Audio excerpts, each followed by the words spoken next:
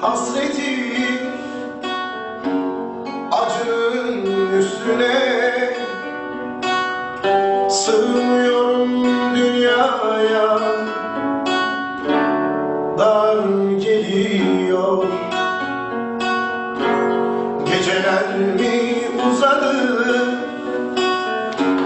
bu karanlık ne? Gönlümün bayramları şenli söndü. Seni kimler aldı, kimler öpüyor seni? Dudağında, dilimde ellerin izi var. Seni kimler aldı, kimler öpüyor seni?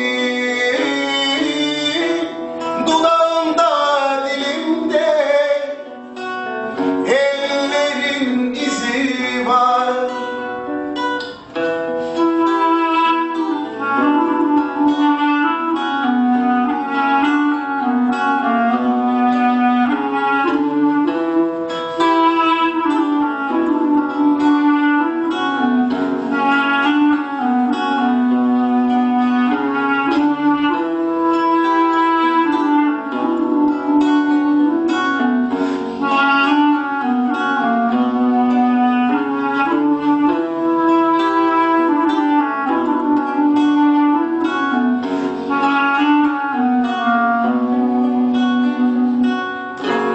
Deli gözlerin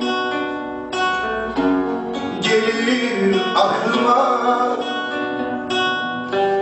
gülüşün, öpüşün, iç çekişin gelir. Seni kimler aldı, kimler öpüyor seni? Dudağında, dilimde ellerin izi var. Seni kimler aldı, kimler öpüyor seni? Dudağında, dilimde ellerin izi var. Ucuz şaraplar içmiyorum artık. Zaten zamanımda olmuyor evde oturmaya. Tanımadığım insanlara anlatıyorum sensizliğimi, kurduğum hayalleri. Artık hayallere de inanmıyorum. İnanmaktansa inandırmayı yeğliyorum.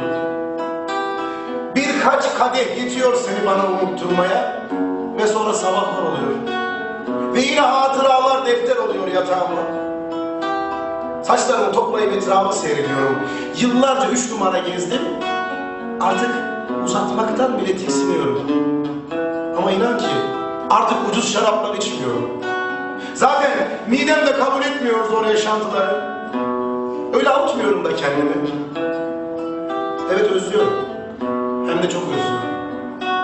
Şarkı söylemekten başka bir bok bilmiyorum. Veda etmeyi beceremedim ama kendine iyi bak. Seni çok özlüyorum.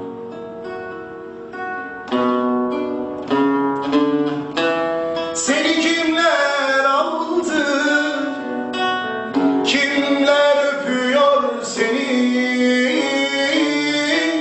Dudağında, dilimde ellerin izi var. Seni kimler aldı, kimler öpüyor seni?